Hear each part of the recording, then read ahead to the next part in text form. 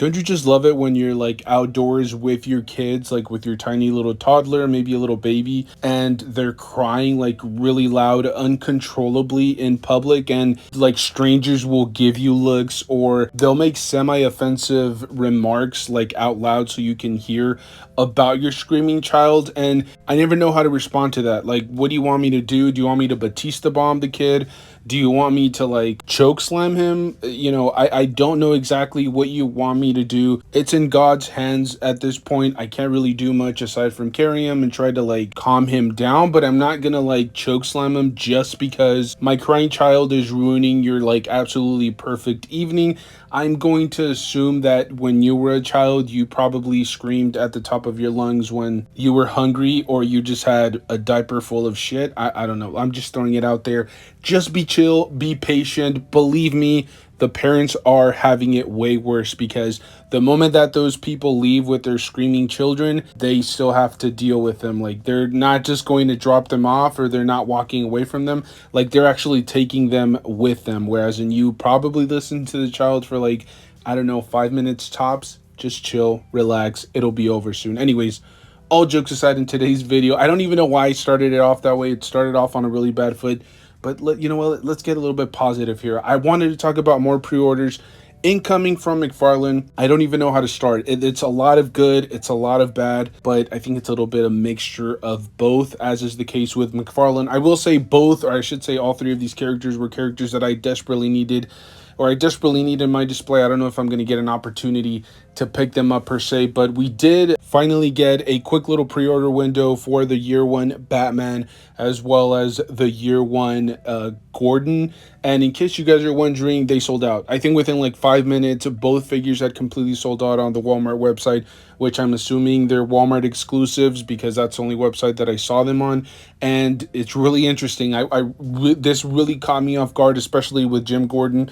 I didn't expect it to sell out that quickly. It's kind of like, I mean, he's definitely a marquee character for any Batman display, regardless of whether you want that particular version of Jim Gordon. Like, you can make some minor little alterations, or he can honestly fit into multiple different displays. Jim Gordon doesn't really switch up his looks too much from comic book to comic book. I mean, sometimes there was like that one comic book series where he was Batman, but for the most part, he's just a dude in a trench coat with glasses. And yes, in case you guys are wondering, he has a revolver in the packaging. I'm not sure exactly what's going on here.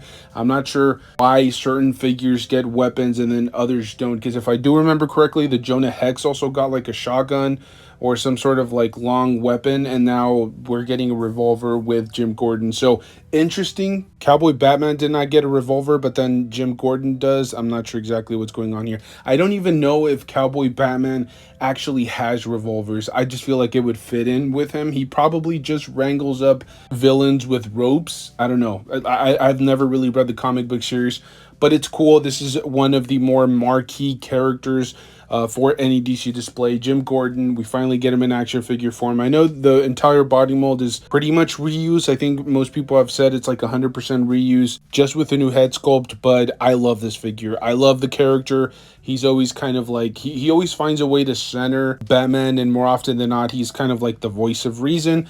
I really like this figure. Now, the year one Batman was another, really big heavy hitter. The source material is really big. He's, a highly coveted version of Batman. But again, interesting because it's a Walmart exclusive, sold out immediately. I will say I was taking a closer look at the promotional images, and I've noticed that it does not come with any extra accessories aside from a silver Batarang. Kind of disappointing. I'm not sure exactly what happened there. Is it because it's a Walmart exclusive that it doesn't come with any extra accessories? Or is it the tariffs? Maybe that's kind of affecting it. Last second, they pulled maybe some accessories and they're going to use them for another release. I don't know exactly what's happening, but it's really lacking in accessories. And I know they just bumped up the price point like a year ago to $22.99. And the tariffs are probably going to even bump that up higher. But I don't know. It's a little bit disappointing. I definitely feel like this figure deserved a little bit better. And then this figure was actually released with a previous wave that I talked about, but I didn't really talk about this particular character. We're actually getting a little bit into Bizarro. Now, this is a character, from my understanding, this is 100% reused in terms of the body mold, and I think the hands might have been used for like the infected Superman that was released not too long ago. I'm not sure if it's reusing the entire body mold. I'm very bad at telling the difference between body molds, but I will say it's another classic iteration of a particular character that people have been waiting for quite some time. We're finally getting a classic Bizarro. He will come with the chain, he comes with the wired cloth cape, and then he will come with extra hands. Same thing as with the previous two figures. It's a little bit lacking in accessories, but this one makes a little bit more sense because you do get the chain and then the extra hands, whereas in the two previous characters only get one extra accessory. So as I mentioned at the beginning of the video, it's a little bit of good, it's a little bit of bad. It's just a combination. It's a mixture of a lot of different things. I'm kind of disappointed here, just primarily because it's a ton of reuse. I've said it before, I can't really tell the difference between every single body mold when it comes down to McFarlane, but I know for a fact most of this is like 95% reuse. In some cases you're just getting a new head sculpt or a new accessory piece, but at the same time these are characters that we need. This is stuff that we need in our display desperately, and so it's kind of like a give and take. Like, yes, you're getting, you know, iconic characters that we need, but at the same time you're going to get a bunch of reuse. You're going to get body molds that you've already seen before, accessory pieces that we've already seen like 1,000 different times. At this point, I think McFarlane is just going to continue to use or reuse whatever it is that he has at his disposal. I don't think that he's going to do anything too crazy, nothing too elaborate. I don't think he's going to introduce any new body molds, because even if he were to do that, he would only be able to utilize it for like the next year, maybe a little bit less than a year, knowing that he's going to hand over the reins to Mattel very soon. So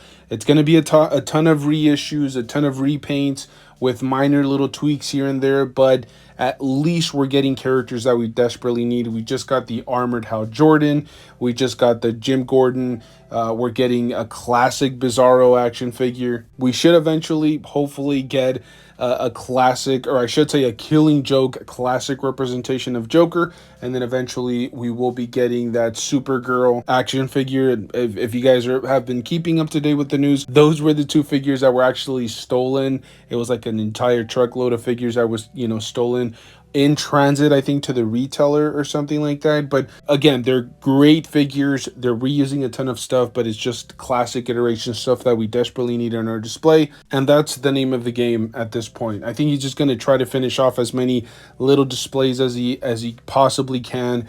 And, you know, I don't think he's going to jump into anything brand new. It's going to be just kind of like adding a character to this display, adding a character to that universe. Remember that wave from like 3 years ago? Yeah, here we're going to circle back around and try to finish that.